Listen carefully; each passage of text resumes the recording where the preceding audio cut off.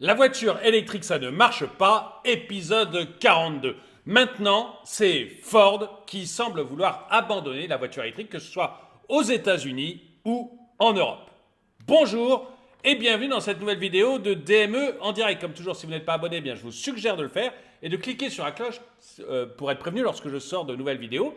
Et je vous propose aussi d'aller sur la boutique de la chaîne. Donc, sur YouTube, l'onglet YouTube, boutique si vous êtes sur la chaîne ou dans la description de cette vidéo. Et si vous êtes sur dromaiconomy.com, mon site, tout simplement dans l'onglet boutique pour trouver des stickers, des magnettes, des polos, bien sûr, des casquettes et des t-shirts et plein de produits qui sont plutôt de bonne qualité, enfin qui sont même pas plutôt, qui sont de bonne qualité et qui sont au logo de DME. Bref, après cette autopromotion, voyons tout de suite Ford. Ford qui est en train d'abandonner l'électrique parce que l'électrique, ça ne marche pas. Et c'est Dédale qui m'a envoyé un article à ce sujet. L'électrique, ça ne marche pas. Et vous avez de plus en plus de grands groupes de voitures qui abandonnent l'électrique parce qu'ils constatent tout simplement que ça ne marche pas. Et donc là, nous avons Ford qui, vous vous rappelez, aux États-Unis, avait des concessionnaires, mais aussi des parkings pleins de véhicules électriques qui n'arrivaient pas à vendre, et qui dit, aux États-Unis, on va stopper cette bêtise, et en Europe, on va énormément se calmer, voire arrêter tous les investissements en attendant d'y voir plus clair, parce que tout ça, ça nous coûte beaucoup trop cher, c'est absolument pas rentable, et on veut vérifier que les gens veulent en acheter, parce que c'est un autre problème qu'on évoquera sûrement. Les gens ne veulent pas de voitures électriques, Madame van der Leyen, Monsieur Macron. Les gens ne veulent pas de voitures électriques. Regardons ça tout de suite. Le constructeur automobile Ford prend un virage inattendu dans sa stratégie électrique en Europe, mettant en pause ses investissements dans le domaine. Cette décision intervient en raison des disparités croissantes observées dans la course aux voitures électriques sur le continent.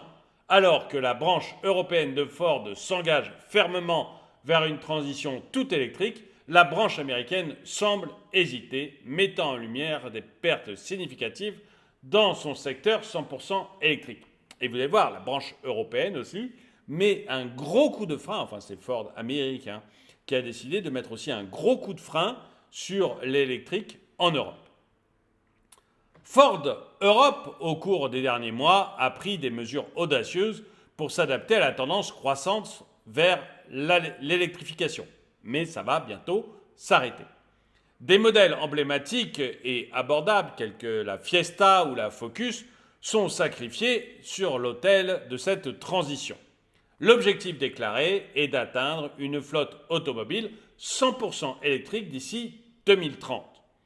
Ce lancement de deux modèles sur le vieux continent, le Mustang Mach-E et l'Explorer, des SUV familiaux, témoigne de cet engagement. Cependant, la branche américaine, tout en opérant sa propre transition avec le F-150 Lightning, lance simultanément des nouveaux modèles comme la Mustang ou le SUV Bronco qui ne sont pas axés sur l'éco-responsabilité mais rencontrent un succès notable. Aux États-Unis, vous avez actuellement une branche électrique qui s'effondre. Je vous ai parlé des parkings entiers de bagnoles électriques, des voitures que Ford n'arrive plus à écouler. Ils ont au début réussi à les écouler. Au début, ça s'est très bien vendu. Mais une fois qu'ils en ont vendu à tous ceux qui voulaient en acheter, ils n'arrivent plus à vendre. Et donc, ils ont des parkings entiers de bagnoles électriques. Et du coup, il sortent des modèles qui sont beaucoup plus péchus, des modèles beaucoup plus ancien monde, entre guillemets, d'ailleurs des modèles essence qui, eux, remportent un vif succès. Et vous allez voir d'ailleurs, les chiffres de bénéfices, ça n'a rien à voir. Ça n'a rien à voir et vous allez comprendre pourquoi Ford décide de mettre le holà sur tout ce qui est électrique. En dépit de ces efforts, la branche 100% électrique de Ford, appelée Ford Model E, enregistre des pertes considérables. En 2022, ces pertes atteignent environ 3 milliards de dollars par rapport à 900 millions de dollars en 2021. 2021, ils perdent 900 millions. 2022, ils perdent 3 milliards. Ford admet ouvertement que ces pertes devraient s'aggraver en 2023. Cependant, l'entreprise reste confiante, soulignant que ces investissements massifs dans l'électrification entraînent souvent une période de rentabilité différée, citant l'exemple de Tesla qui a également mis des années à enregistrer des bénéfices. Alors vous allez voir, ça, c'est ce qu'ils disent. C'est peut-être vrai, mais c'est ce qu'ils disent. Vous allez voir que ce n'est pas nécessairement ce qu'ils pensent. Parce que ce qu'ils pensent, on le voit, vous savez, c'est un peu comme dans les sondages. Je dis souvent, les gens votent avec leur portefeuille. C'est-à-dire que dans les sondages, ils vous disent « Oui, c'est merveilleux, oui, on est pour la transition, oui, on est pour… Allez, je vais prendre un exemple tout bête.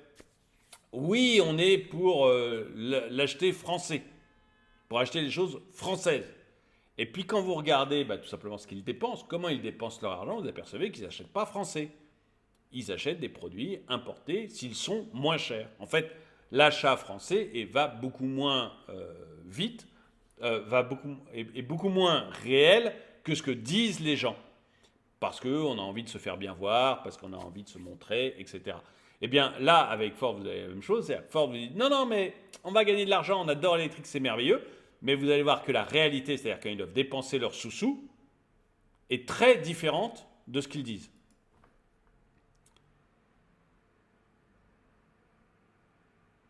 Le modèle opérationnel actuel de Ford, divisé en 3 entités, Ford Blue pour les modèles traditionnels et hybrides et Ford Pro pour les utilitaires et Ford Model E pour les 100% électriques, montre que malgré les pertes de la branche électrique, la branche traditionnelle enregistre un bénéfice de plus de 6 milliards de dollars.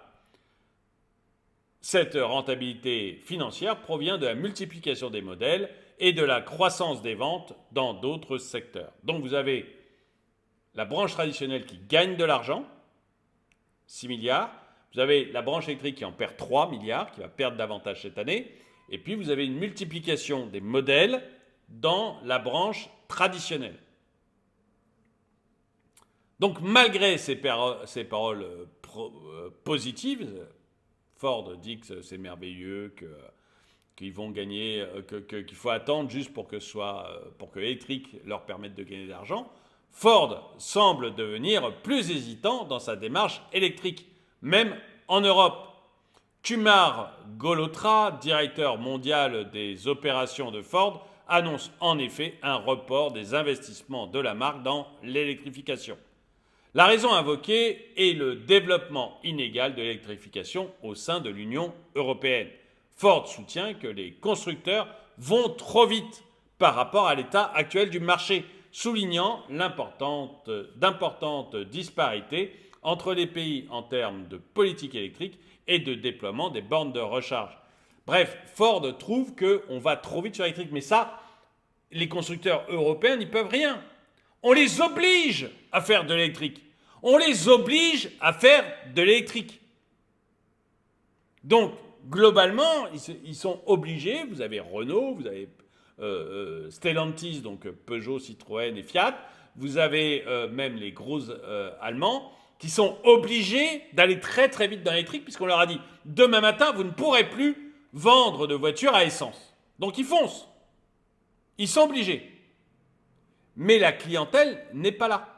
En fait, la clientèle n'en veut pas. Et puis Ford remarque que, suivant les États, il y a plus ou moins de bornes de recharge. Prenons l'Espagne, il y a plein de bornes de recharge, mais elles ne sont pas raccordées au réseau électrique. Donc c'est juste des machins qui sont là pour faire joli. Vous avez, donc, suivant les pays, plus ou moins de bornes de recharge, plus ou moins éloignées. C'est plus ou moins facile de charger son véhicule. J'ai fait une vidéo en France. Vous avez des prix qui sont totalement différents d'une borne à une autre. Et si vous prenez une même borne en fonction de l'opérateur avec lequel vous travaillez, vous allez payer votre plein jusqu'à 76 € si je me rappelle bien. Le plein électrique, pas le plein essence. Donc on est, et on ne sait jamais combien on va payer, enfin c'est le bazar incroyable. Donc Ford dit, le marché européen, il n'est pas prêt. Aux États-Unis, on n'en veut pas, donc c'est réglé. Mais même en Europe, le marché n'est pas prêt. Donc on attend de voir ce que ça donne. Ainsi, Ford prend une pause dans ses investissements électriques sans retirer les modèles existants de son catalogue, ni annuler les futurs modèles prévus pour 2024. Mais pour le reste, on verra. Il faut dire que là, vous êtes fin 2023, vous n'avez pas annulé les modèles de 2024 qui sont tout prêts, tout faits, prêts à être mis en ligne, en vente. Donc, ça serait une perte gigantesque. Donc, il ne bouge pas, mais il arrête d'investir. Cette décision témoigne d'une réévaluation stratégique de la position de Ford face aux défis actuels de l'électrification en Europe. Alors que la rentabilité de la branche électrique reste incertaine à court terme, l'entreprise reste optimiste quant à sa période de 2024 à 2026, prévoyant un retour à 2 chiffres positifs grâce à la croissance continue de sa gamme de modèles. Mais je crois qu'en fait, il est optimiste. Là, malheureusement, je n'ai pas le fin mot de l'histoire, mais il est optimiste au global, pas sur le truc électrique. Il est optimiste sur le fait qu'ils vont faire des bénéfices, mais il n'est pas nécessairement optimiste sur l'électrique. Cependant, les incertitudes subsistent quant à la suite des événements, laissant planer la question de la reprise des investissements dans l'électrification une fois que les disparités européennes seront atténuées. On a donc un géant de la bagnole, Ford, qui dit aux États-Unis, bon, on arrête, ça c'est clair, ils ont mis un énorme coup de frein, ils ont même redéveloppé des voitures essence parce que c'est ce que demandent les clients. Et en Europe, il dit, on va attendre de voir où en sont les bornes et puis surtout, est-ce que les gens veulent en acheter, parce qu'on a vu notamment, vous vous rappelez, j'ai fait des vidéos, Volkswagen qui souffre énormément en Europe, alors que c'est le 3e mondial sur électrique Volkswagen, donc c'est pas un rigolo, mais il souffre énormément en Europe et lui-même a mis beaucoup de chaînes à l'arrêt, des chaînes de montage à l'arrêt. Et là, maintenant, on a Ford qui dit, bon, ça va pas, la voiture électrique, les gens n'en veulent pas, on n'arrive pas à les vendre, on va mettre un coup de frein, les infrastructures ne sont pas bonnes, enfin les gens, voilà, c'est aussi pour ça que les gens ne veulent pas en acheter, parce que les infrastructures ne suffisent pas, etc. Donc, on attend, on regarde, et on verra bien ce qui se passe. Vous, j'aimerais bien savoir ce que vous en pensez. Est-ce que vous pensez qu'on va avoir de plus en plus comme ça de constructeurs qui vont arrêter la voiture électrique et dire on attend de voir ce que ça donne parce qu'on a vraiment un problème sur le sujet? Ou est-ce que vous pensez que non, la voiture électrique c'est vraiment demain, mais on n'aura pas le choix et ceux qui prennent du temps comme Ford, comme ça, ou Volkswagen, vont se retrouver terriblement en retard et risquent demain d'avoir loupé le créneau et de se retrouver en grande difficulté. Dites-moi ce que vous en pensez. En tout cas, merci d'avoir regardé cette vidéo. Mettez-lui un pouce vers le haut, commentez-la, partagez-la. Merci à tous ceux qui soutiennent la chaîne. Et moi, je vous dis à très bientôt.